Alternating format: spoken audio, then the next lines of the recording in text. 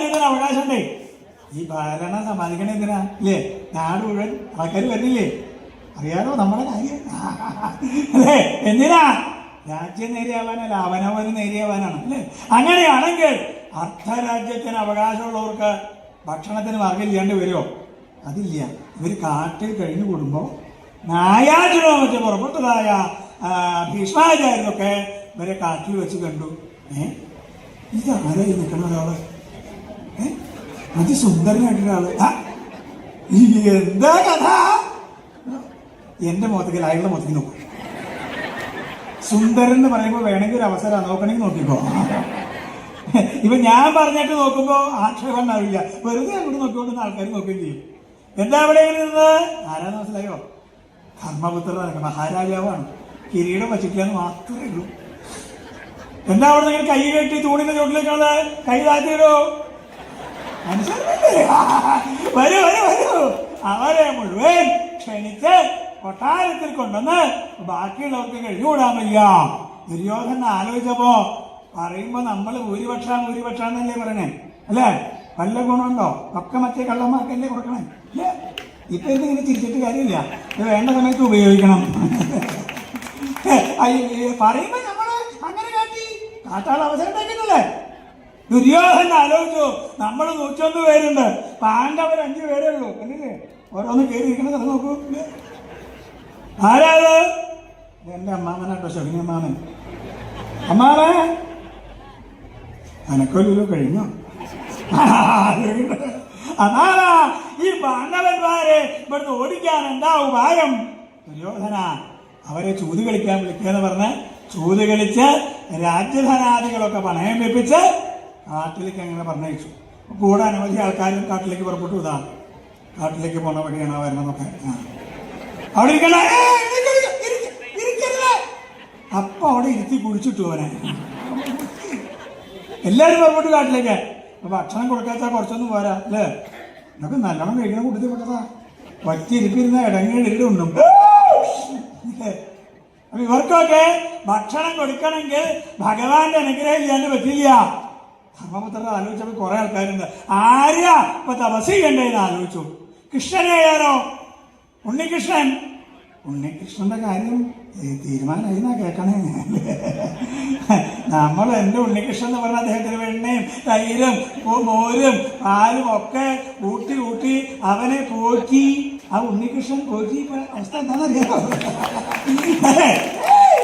കൃഷ്ണനെന്ന് ഉപാസിക്കണ്ട, പിന്നെ ആരെയാ ഉപാസിക്കണ്ടേ? ആലോചിച്ചോ. പത്മസംഭവനായിട്ടുള്ള ബ്രഹ്മാവിനായുള്ള പത്മകുമാരന് തീരെ വയ്യാന്നാ പറയണേ. ആയില്ലേ ഇനി എന്നെ ദണ്ഡിക്കരുത്, ഇതൊക്കെ നേരത്തെ ആലോചിക്കണ്ടേ പ്രായമാവുന്ന. ഇതൊന്നും വേണ്ട. എന്നാ പിന്നെ മഹാദേവനായാലോ? മഹാദേവന് തന്നെ പല പല ഭാവങ്ങളുണ്ട് അല്ലേ? ഏകാദശ രുദ്രന്മാരുണ്ടെന്നൊക്കെയാ പറയണത്. ഏതാ വേണ്ടേ? കുട്ടിയായിട്ടുള്ള ആളുണ്ട്, ശിവൻകുട്ടി. ഇത്ര കള്ളൻ ലോകത്തില്ല. ഒന്നും വേണ്ട. പിന്നെ ആരോ സംശയം ഉണ്ടായില്ല. ധർമ്മപുത്രർ സാക്ഷാൽ ആദിത്യ ഭഗവാനെ കേമായിട്ട് പ്രത്യക്ഷപ്പെട്ടു. തപസ് ചെയ്തു. ശിവനെ തപസ് ചെയ്യാൻ വിഷമണ്ടായിട്ടല്ല കണ്ടോ?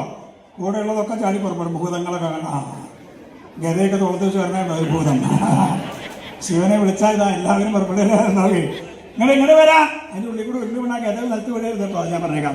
അങ്ങ് വീണാലും വേണ്ടില്ല, അത് വീഴാണ്ട് നോക്കണം. മഹാദേവൻ വേണ്ട, സൂര്യനെ ആവാൻ നിരീച്ച് തപസ് ചെയ്തു. മുമ്പിൽ അങ്ങനെ പ്രത്യക്ഷപ്പെട്ടു സൂര്യൻ. എന്താ അങ്ങനെ പുറപ്പെട്ടത്? എന്നെ ആശ്രയിച്ച അനവധി ആൾക്കാർ കാട്ടിൽ വന്ന് ഭക്ഷണം കഴിക്കുന്നിടത്ത് അവർക്ക് എന്തെങ്കിലും ഉപായം ഇതിരിക്കട്ടെ. വലിയൊരു പാത്രം.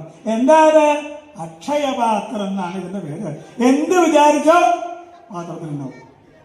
പാഞ്ചാലിയുടെ ഊട് കഴിഞ്ഞാൽ പിന്നെ പാത്രത്തിലൊന്നും ഉണ്ടാവില്ല. അതൊക്കെ നമുക്കറിയാം അല്ലേ?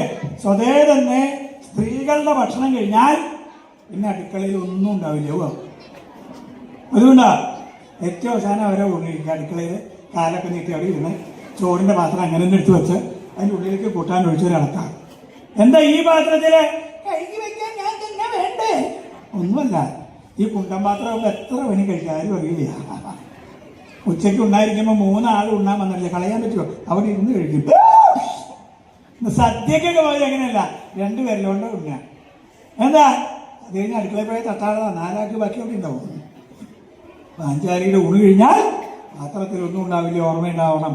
ധർമ്മപുത്രരുടെ ഇവിടെ വന്ന് മഹാബ്രാഹ്മണരെയൊക്കെ വിളിച്ച് ഗംഭീരമായിട്ട് സദ്യ. എല്ലാവരും ഭക്ഷണമൊക്കെ കഴിഞ്ഞിട്ടല്ലേ വന്നത്.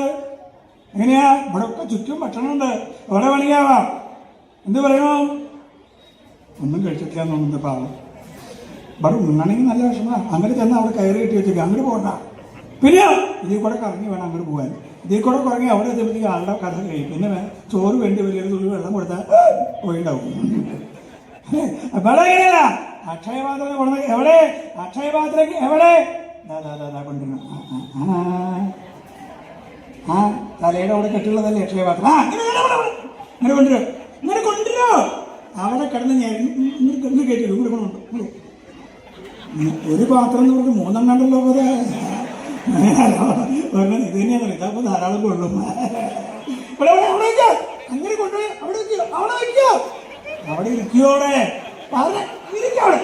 അങ്ങനെ ഇനി നിന്നെ ഞാൻ വീണ്ടും പിടിച്ചിട്ട് ഇരിക്കവിടെ. എല്ലാവരും ഇരിക്കാം. ഇലയിടാം. ഇലയിട്ടോ. ഇല എന്ന് പറഞ്ഞാൽ പോരാ, വലിയ ഇല. എന്തൊക്കെയാ വിഭവങ്ങള്? പപ്പടം, ഉപ്പേരി, ഉപ്പിലിട്ടത്, കാളൻ, ഓലൻ, എരിശ്ശേരി, അച്ചടി, പച്ചടി, കിച്ചടി, ഇടികിടി, പാൽപായസം, പഞ്ചാര പായസം, വടപ്രഥമൻ, ചക്കപ്രഥമൻ, കടുപ്പായസം. അതിന് വെള്ളം വരുന്നുണ്ട് അവിടെ. ഇലയിട്ട് കൊണ്ട് വളർത്തുക. അതിന്റെ കൊട്ട ചോറ്. നീ എന്റെ മുഖത്ത് വെക്കുന്ന ചോറിന്റെ അടിയിലാവും. ഒരു പെരുക്കല ചോറങ്ങോട്ട് വീഴുക. മതി, അങ്ങോട്ട് ചെല്ലട്ടെ. നെയ്യൊക്കെ ഒഴിക്കണം കണ്ടാൽ ആന മൂത്രം ഒഴിക്കാൻ തോന്നുന്നു. അപ്പൊ ഇവര് വലിയ ഉള്ള ഉരുട്ടി പപ്പടം പൊട്ടിച്ച് ഉപ്പേരി പതിപ്പിച്ച് കാള കാറാടിച്ച് ഇത് കൂടി. നിനക്കെന്താ വേണ്ടേ? മാമ്പഴപ്പുളിശ്ശേരി മതിയാ? ഒരു മാങ്ങാണ്ടി കൂടി. വലിയ മാങ്ങാണ്ടി, നല്ല സ്വാദും. അതൊക്കെ കിടന്ന ഒരൊറ്റ പിടിച്ചാൽ ഒരൊറ്റ ഞെക്ക പൊടി. ഇതേ പോകാൻ മാങ്ങാണ്ടി. അതൊക്കെ സമയത്തിന് കൂടെ വരികയാണ്. അതാണ് അതിൻ്റെ ഭാഗ്യം. ഇത്ര നല്ലൊരു മാങ്ങാണ്ടി ഞാൻ ആദ്യമായിട്ട് കൂട്ടുവരെയുള്ള ലഹള പോലെ ഈ വനപ്രദേശത്തിങ്കിൽ അവരങ്ങനെ ഉത്സാഹമായിട്ട് അക്ഷയപാത്രത്തിന്റെ ലഭ്യത കൊണ്ട് കഴിഞ്ഞുകൂടുന്നു എന്ന വിവരം ദുര്യോധനൻ ചാരന്മാർ വഴി അറിഞ്ഞു. ഉണ്ടോ? എന്റെ ചാരനാണ് വരുന്നത്. ചാരൻ ഇവിടെ ഇരിക്കാം. മാന്യസ്ഥാനത്താവാ. കാട്ടാളന്മാരിലേക്ക് വേണ്ട, ഇവിടെ ഇരിക്കാം. ചാരനും ചെറിയൊരു കാട്ടാളുടെ ചായ ഉണ്ട്, അതുകൊണ്ട് അവിടെ പോകുക. എന്താ വിശേഷങ്ങളൊക്കെ അറിഞ്ഞോ? അക്ഷയപാത്രം കിട്ടി, എന്നാൽ ശരി തന്നെ. അതെനിക്ക് സംശയമൊന്നുമില്ല. ദുര്യോധനൻ ആലോചിച്ചു, ആ പാത്രം നമുക്ക് കിട്ടാൻ എന്താ മാർഗം? അപ്പൊ അമ്മാവൻ പറഞ്ഞു, ദുര്യോധന, ദുർവാസാവ് മഹർഷിയെ വിളിച്ചുകൊണ്ടെന്ന് ഞാൻ പറഞ്ഞ പോലെ ചെയ്താൽ ആ ശാപം കൊണ്ട് അക്ഷയപാത്രം ഇല്ലാണ്ടാക്കാം. ദുര്യോധനൻ ദുർവാസാവിന്റെ ആശ്രമത്തിൽ ചെന്നപ്പോ എത്ര സന്യാസിമാരെ ഇരിക്കുന്നുള്ളൂ. മരത്തിന്റെ ചോട്ടിൽ ചിലത് നിർത്തി കുഴിച്ചിട്ടേക്കുന്നത്, ചിലതിനെ അവിടെ ഇരുത്തി കുഴിച്ചിട്ടേക്കുന്നത്, ചിലതിനെ വായ മുക്കടച്ച് കെട്ടിയത് ഒക്കെ ഉണ്ട് അതിനുള്ളില്. എന്താ ദുര്യോധന അങ്ങോട്ട് പുറപ്പെട്ടത്? വളരെ കാലായിട്ടുള്ള മോഹം അങ്ങോട്ട് വരുമെന്ന്. അങ്ങനെ അടിയന്റെ കൊട്ടാരത്തിൽ കൊണ്ടുപോയി ശേഖരിക്കണം. അങ്ങനെ പോകാറില്ല, വരണം. എന്നാ വേണ്ടേ? നാളെ മധ്യാഹ്നം. എന്നാ നാളെ മധ്യാഹ്നം ആവുമ്പോ ശിഷ്യന്മാരെ കൂട്ടി ഞാൻ അങ്ങോട്ട് വരാം. എന്നാ പോരെ? ദുര്യോധനൻ ഇവിടെ വന്ന് മന്ത്രിസഭ വിളിച്ചു, എല്ലാവരും വിളിച്ചിരിക്കും. അതെ, ഇങ്ങോട്ട് നോക്കേ, എടി കിണ്ടി മൂക്കി, ഇങ്ങോട്ട് നോക്കാം, ഇങ്ങോട്ട് നോക്കാം. കണ്ടോ, കിണ്ടി മൂക്കി എന്ന് വിളിച്ചപ്പോൾ അവിടെ നോക്കേ. നാളെ മധ്യാഹ്നാവുമ്പോ ദുർവാസാഹു മഹർഷിയെ ശിഷ്യന്മാരെ കെട്ടിയെടുക്കും. അതിന് വേണ്ട കാര്യങ്ങൾ തീരുമാനിക്കാനാണ് ഇവിടെ മന്ത്രിസഭ കൂടിയത്. എല്ലാ മന്ത്രിമാരും വന്നില്ലേ? എല്ലാവരും ആയില്ലേ? ആൾക്കാരായി. ഭക്ഷ്യവകുപ്പ് മന്ത്രി എവിടെയാ?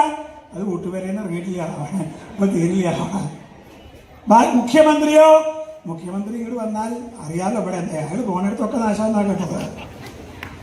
അതല്ല, ഇവിടെ എല്ലാവരും ഉണ്ടാവണം.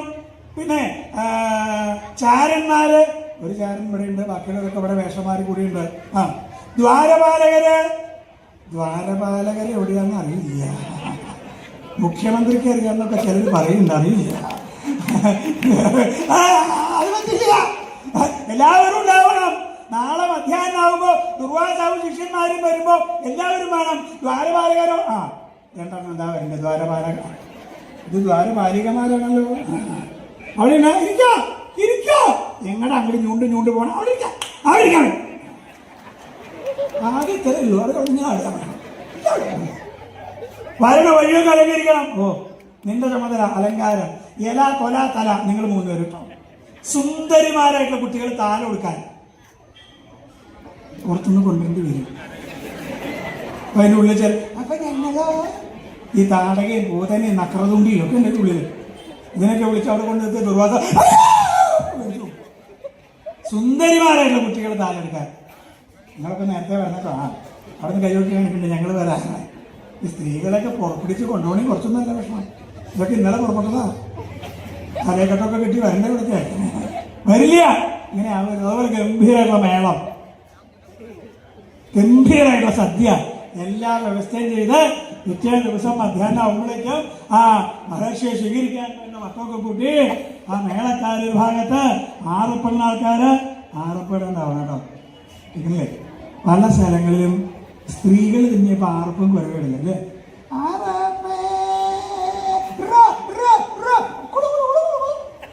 പറ്റില്ല. ആണുങ്ങളുണ്ടെങ്കിൽ ആണുങ്ങളാണ് ആറപ്പെട്ടൂടെ ആറപ്പെട്ടുകൂടെ ഇങ്ങോട്ട് നോക്കാൻ ഒന്നിട്ട് നോക്കാം. മഹർഷി വരുമ്പോ നോക്കാൻ നിൽക്കണ്ട.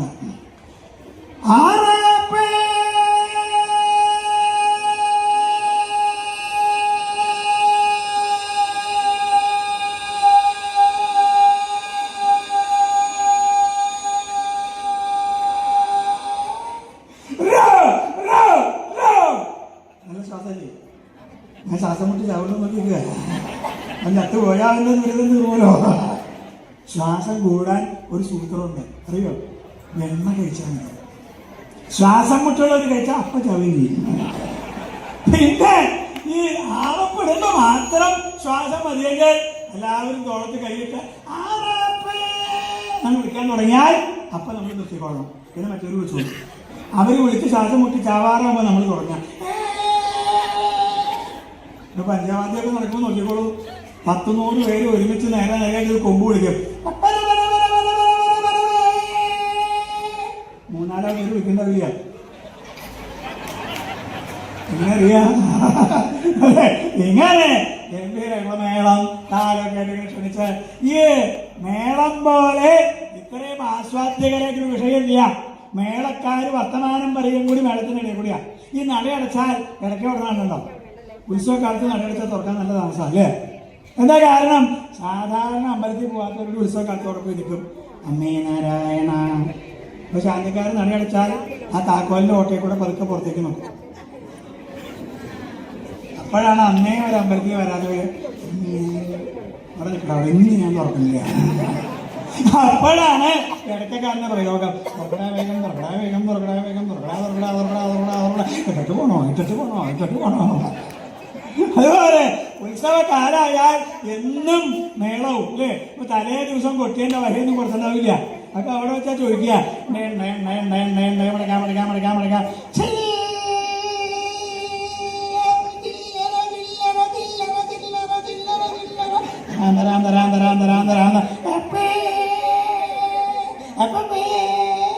ഇങ്ങനെ കേമായിട്ടുള്ള മേളം.